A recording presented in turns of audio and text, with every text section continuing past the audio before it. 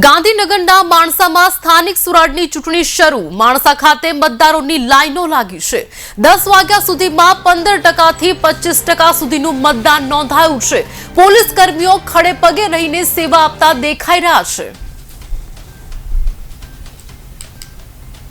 માણસા તાલુકાની અંદર માણસા નગરપાલિકાની ચૂંટણીને લઈને તમે જોઈ શકો છો કે મતદાન કરવા માટે લાંબી કતારો લાગી છે અને આ ચૂંટણીને લઈને ઘણો માહોલ પણ જામી ચૂક્યો છે અને સવારે 7 થી લઈને 9 વાગ્યા સુધી 15 થી 17% વોટિંગ જોવા મળ્યું છે।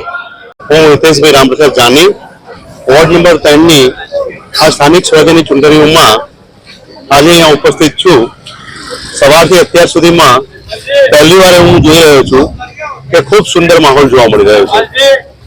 સવારથી મતદારોની જબરજસ્ત ભીડ અને અનેરો ઉત્સાહ જાણે કે એક પર્વની જેમ ઉજવાઈ રહ્યું હોય એમ મતદારો અબાલ વૃદ્ધ બહેનો માતાઓ સર્વે ખૂબ ઉત્સાહભેર આ ચૂંટણીની પ્રક્રિયામાં જાણે કે એક હોડ લાગી હોય કે વધુ મતદાન કેવી રીતે કરી શકાય એવો અનેરો ઉત્સાહ સાથે મને લાગે છે કે 9 વાગ્યા સુધીમાં આ બૂથનું અને સમગ્ર વોર્ડનું કહું સરેરાશ મતદાન તો 25% કરતાં પણ વધારે મતદાન થઈ ચૂક્યું છે અને મને સંપૂર્ણ વિશ્વાસ છે કે સાંજ સુધીમાં આ લોકશાહીના પર્વને ખૂબ સુંદર રીતે ઉજવતા 70% જેટલું વોટિંગ આ વોર્ડની અંદર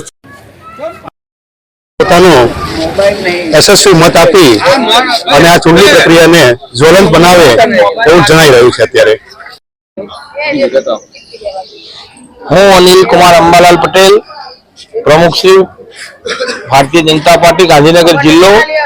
આજે માણસા નગરપાલિકાના આજના ઇલેક્શન બાબતે આપ જ્યારે પૂછો છો ત્યારે 1995 થી નગરપાલિકા ભારતીય જનતા પાર્ટીની બનતી આવી છે અને છેલ્લા 25-30 વર્ષમાં માણસા નગરનો જે વિકાસ થયો છે એ સૌ પ્રજાજનો જાણે છે।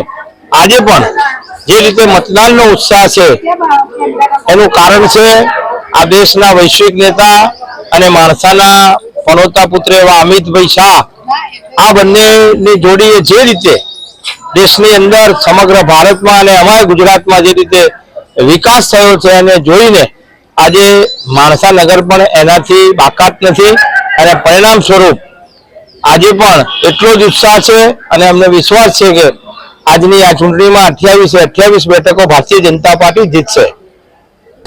હું પટેલ ગોવિંદભાઈ અંબાલાલ માણસા નગરપાલિકાની ચૂંટણી 28 સીટોના આજનું આ ઇલેક્શન જે મહત્વનું ઇલેક્શન છે માણસા નગરપાલિકા માટે।